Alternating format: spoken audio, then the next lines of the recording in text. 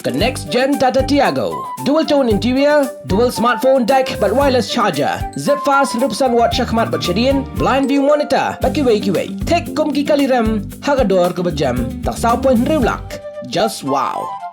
Kajainia Students Union JSU hak arpasautre unailar arja arpenrio kala mudui de public interest litigation PIL habayade bar kajing penlong ka public hearing na kabenta ka Shri Cement ban klong motion halom serman ilaka nong clear habakren chikla pathai khubor usamla nilki mukhem general secretary ulaong ba Bunsien ka Sorkar ka juong ba amdan manu menuru ubalong halor ka an Hynrei dei maki hipat ban persyang ban Pynkheiñ ka an Nalwa ka tao loong ru baka JSU ka kamilanti baka High Court kan shimi ka sian jam ka bating halor ka ka public hearing bakot penlong na ka Meghalaya State Pollution Control Board menha ka lai phuai trek unaitung arja arpenrio Nilayo ban file ya ka PIL habayday bat ka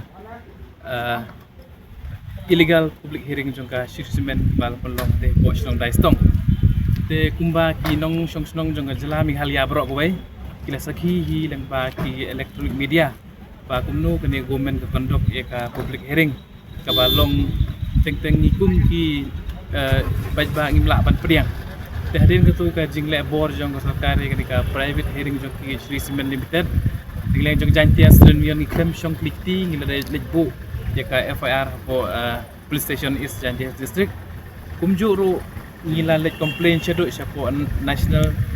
Green Tribunal Di menta nang liang jongi ka Jantia Serunion ngidang up jaga hearing jong ka NGT. Di habai bede bat kani ngi liang jongi ka Jantia Serunion ngila lich do sa High Court but ngikermen ba ka court kan shim jaga senjam ka bateng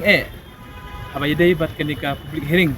namar ba Bunsien hi ka government hi kumijuong ba no one is above the law. The government hi ba create jaga law government hi ba persyang ban Pynkheiñ ka law.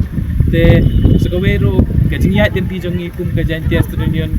nengkong hingi habyat nama kadai ka pathai ka thamai ni habyat ni legal measures te kajingya ki jongi ngin sampai ka ka outcome ka bemi na kani ka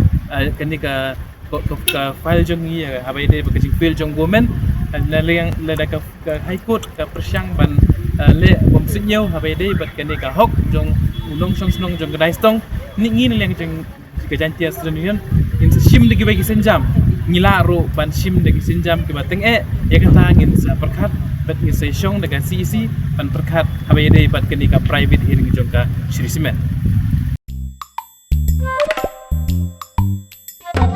Habatin pej bahagi ki shop ka shop plus F ka plus F hakabam bangibam dunaki eki batte kamet Namar kata habat thiru atau kau kamlu ka umpnyang kadut pet ya ka shop plus F ka jingsom.